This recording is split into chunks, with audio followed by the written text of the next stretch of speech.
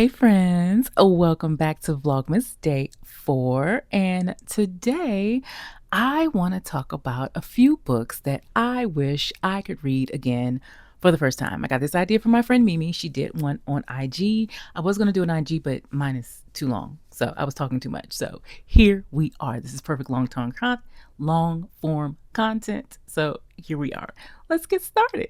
First book on my list is When He Was Wicked by Julia Quinn. Now, friends, I know y'all just discovering the Bridgertons on that Netflix series, but let me tell you, I am not new to this, but I am true to this because I am a longtime Bridgerton fan, and no one was happier when I discovered that they were making a whole series about one of my favorite romance series of all time. Now, this is not the first book, this is not the second book. I think, in matter of fact, is this like the fourth? 1, 2, 3, 4, 5. This is the sixth book. This is the sixth book in the series. But anyway, let's tell you what it's about. Francesca, and this is the book of Francesca and Michael. Francesca, I don't want to spoil it because the Netflix version is different, which pisses me off and why I won't be watching that season. But I digress. Anyway, this is the story of Francesca and Michael. Francesca married Michael's cousin, and Michael is his best friend, and so the three of them make a little trio. But then his cousin dies, and then Michael becomes the Duke. And she, is the Duchess until he gets married again. But anyway, secretly unknown to Francesca, Michael has been pining for her for years. Since while he's been married, he's loved himself some Francesca. Finally, it comes out when he kisses her, and all ish breaks loose, and she flees and he follows. And what follows is so much yearning, so much love, some really well written sexy times, and top tier. I wish I could read this again because the delight I felt when I read this book, I haven't been able to replicate that. It was excellent. The next book that I wish I could read again for the first time is The Vampire Lestat by Anne Rice. Now, this is the second book in the Vampire Chronicles, but you don't have to read The Interview with the Vampire to read this one, to enjoy this one, even though you really should, because you don't leave out Louis. But anyway, this is the story of the origin story, you might want to say, of Lestat. You learn a lot about him, what he's been doing, what he was doing when he wasn't with Louis in the many years when they were separated. You learn a lot. And all of that culminates, he's been asleep for many years, but he wakes up and he decides he wants a band. Because he decides he wants to tell the vampire's origin story, which has been told to him by some very old creatures, but he's not supposed to tell. But Lestat is the damnedest creature, as Marius always says in this book, and so he does what he wants to do. And chaos ensues, but it's a good chaos. And I love this book. I love the entire Vampire Chronicles. I own every last single one of them. In fact, I just got 2 of the missing ones that I didn't think I had anymore from my mama because she had them. And I think I'm going to reread this one because it is excellent. It is excellent. The next book that I wish I could read again is The Dark Tower series by Stephen King. Now, yes, Stephen King writes more than horror. In fact, he wrote this best-selling, well-loved, how many books are there? I think they're like 7 books. This book came out in 1982, and the last book didn't come out until like 2004 or something like that. So we waited a long time for the conclusion of this story.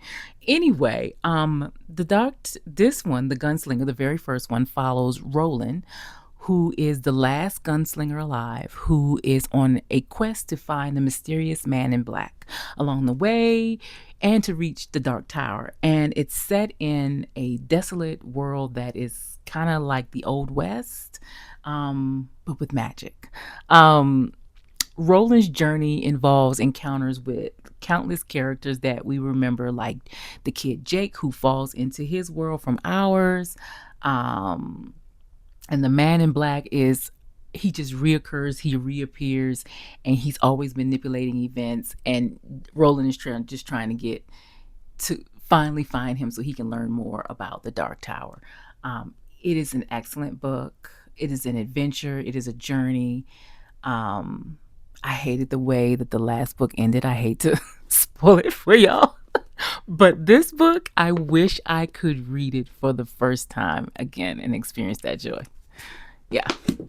The next book I wish that I could read again for the first time is The Perfect Find by Tia Williams. Friends, don't watch the Netflix version of this. With the one with Gabrielle Union, don't do it to yourself. Don't do it. This is the story of Jenna, who is almost 40 and has to reinvent herself. She had a failed career and now she's working for her nemesis, and she's doing well with the help of her nemesis' 20-something-year-old son, Eric. The two fall in love, chaos ensues, love ensues, lots of sexy scenes ensues.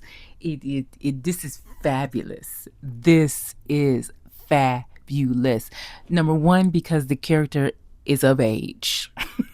Let me just be frank, because a lot of romance novels, they're young, they're in their 20s, they're barely legal.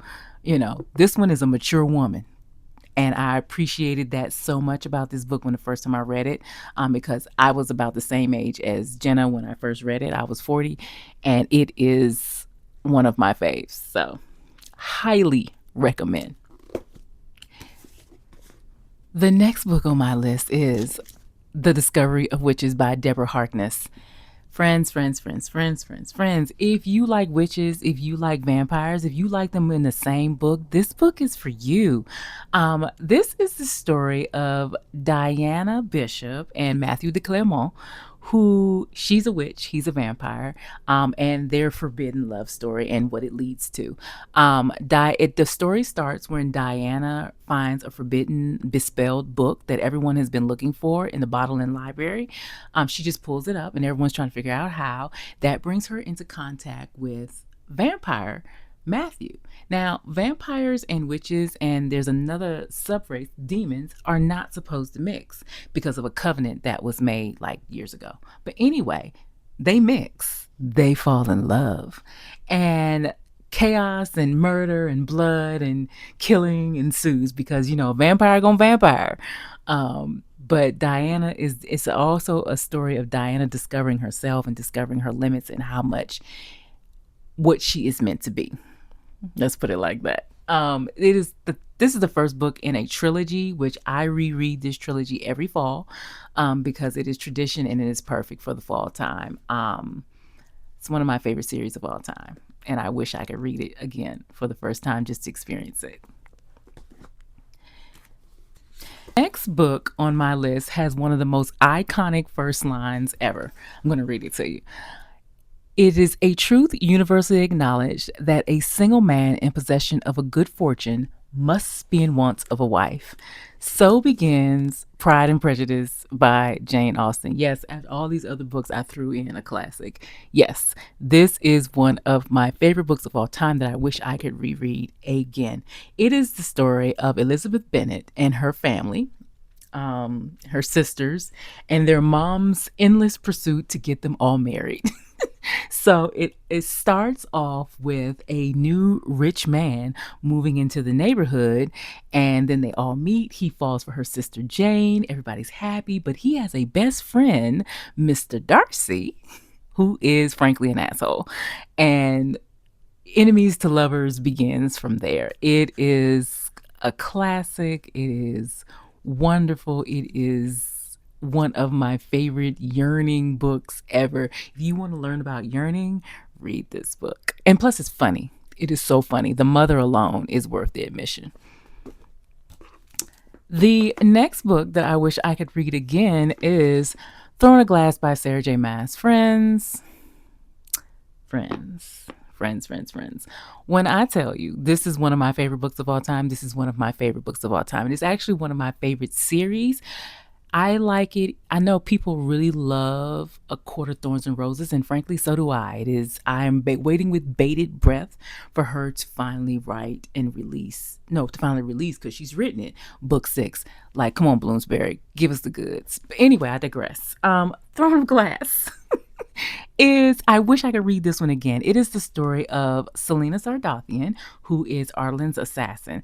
When we start the book, she is in jail, deep underneath the jail, basically, being thrown there. She had been captured and thrown there by the king of Arlen. But his son, Dorian, arrives at the jail to get her out with an offer to be his champion for a tournament that his father is throwing. And so she agrees, and then the story goes from there. It is full of adventure. It's gory at times. It is just a little bit of romance sprinkled in. This book itself is YA fantasy, because at the time when this was written, that's what was in.